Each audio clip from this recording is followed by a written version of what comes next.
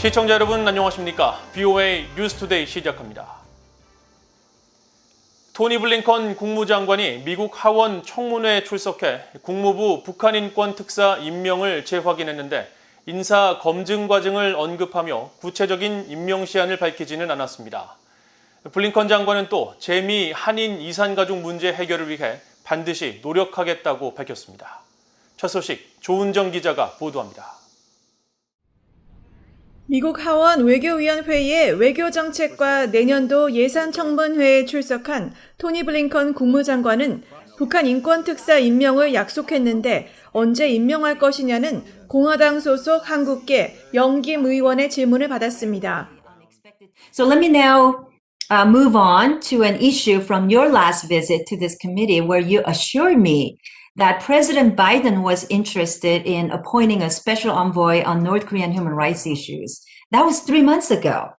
And human rights issues in North Korea have still not been substantially addressed by this administration.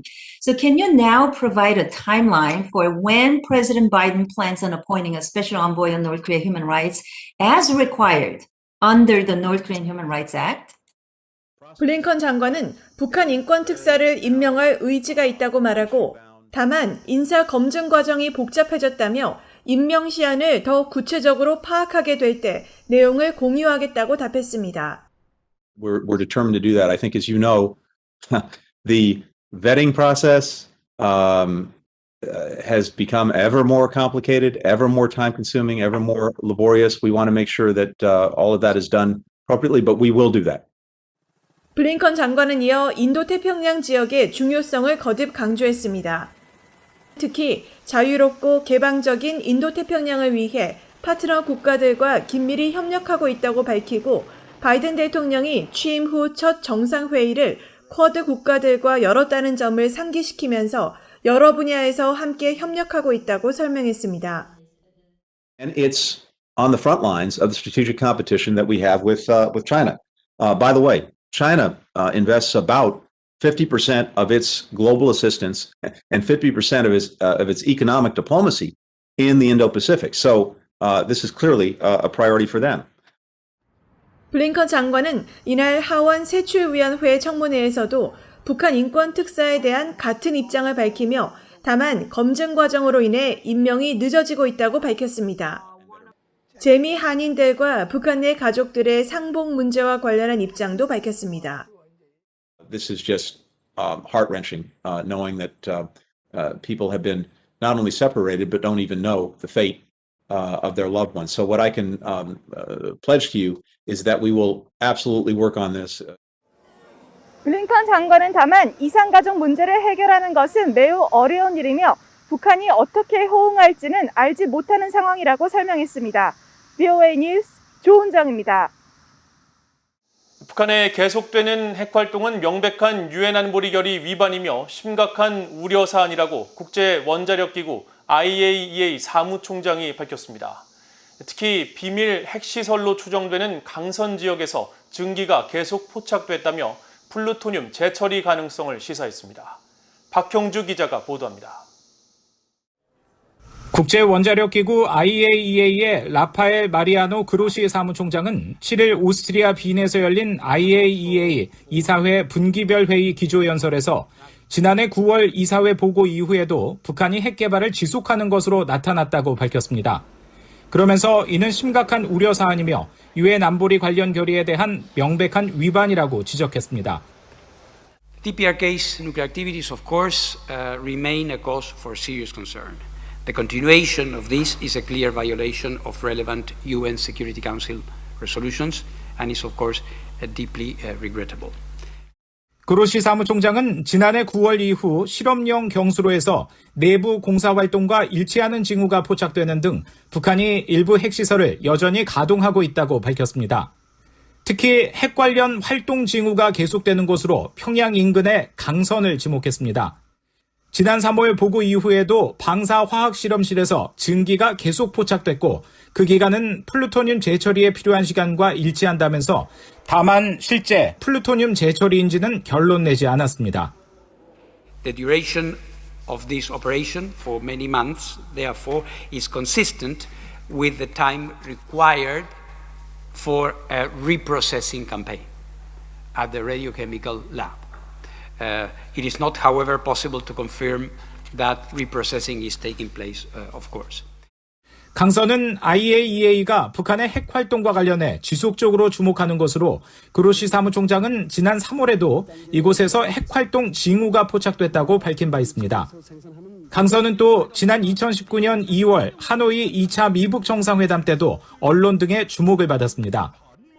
당시 도널드 트럼프 대통령은 회담 뒤 기자회견에서 북한의 영변 핵시설 폐기 제안에 알려지지 않았던 추가 우라늄 농축시설 폐기를 요구했다고 밝혔는데 언론이 그중 하나로 지목한 것이 강선이었습니다.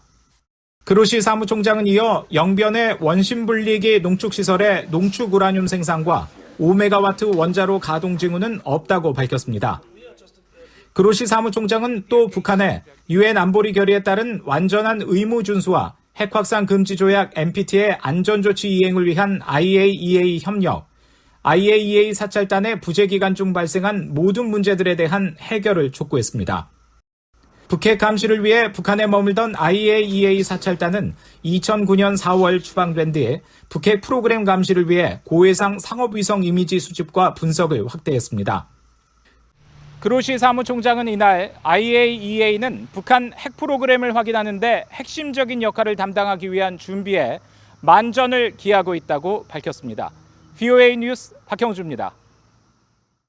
미국 백악관은 오는 11일부터 13일까지 영국에서 열리는 주요 7개국 G7 정상회의 기간에 미한일 3국 정상회동 개최와 관련해 현재 일정에는 없다면서도 가능성을 배제하지 않았습니다. 존 설리번 백악관 국가안보보좌관은 7일 브리핑에서 관련 질문을 받고 미국과 일본, 한국 간 3자 일정은 현재 없다고 밝히고 하지만 10명에서 12명의 정상이 한 곳에 모이는 작은 공간에서는 사실상 무엇이든 가능하다고 말했습니다. 그러면서 바이든 대통령이 G7 정상회의 기간에 다양한 양자 회동을 개최할 계획이라며 추후 일정을 발표할 것이라고 말했습니다. 한국은 G7 회원국은 아니지만 주최국인 영국의 초청으로 이번 회의에 옵서버, 참관국 자격으로 참석합니다. 조 바이든 대통령은 영국 코널에서 열리는 G7 정상회의에 이어 14일과 15일에는 벨기에 브뤼셀에서 북대서양조약기구 나토 정상회의와 미국 EU 정상회의를 갖고 16일에는 스위스 제네바에서 열리는 미러 정상회담을 위해 오는 10일 첫 해외 순방에 나섭니다. 미국 사이버 사령부가 역사상 처음으로 북한과 중국, 러시아, 이란 등 사이버 위협국을 대상으로 한 전 영역 작전 훈련을 시행했다고 밝혔습니다. 사이버 사령부는 7일 보도자료를 통해 사이버 사령부 산하 국가임무군이 사이버 적성국을 대상으로 한 방어와 공격, 정보작전 등 전 영역 작전 수행 능력을 시험 인증했다면서 사이버 전력 강화를 위해 실제 위협에 기반한 실질적인 훈련 체계 확립에 초점을 맞춰 훈련이 진행됐다고 설명했습니다. 조 하트먼 사이버 사령부 국가임무군 사령관은 이번 사이버 전영역 작전 훈련을 통해 개별 위협국 전단팀은 자신들의 대응이 더 큰 규모의 임무에 어떻게 적용되는지 확인할 수 있었을 것이라면서 북한 등 적성국들에 대한 사이버 방어와 공격, 정보 운영의 통합 운용 훈련은 미국 사이버 사령부의 대응 역량을 더 날카롭게 만들어줄 것이라고 강조했다고 사이버 사령부는 밝혔습니다. 군부 쿠데타에 저항하고 있는 미얀마 민주화 운동가들과 시민들이 미얀마의 미래를 한국과 북한의 상황과 비교해 투쟁을 독려하고 있으며 이는 미얀마의 절박한 상황을 반영한 것이라는 평가가 나왔습니다.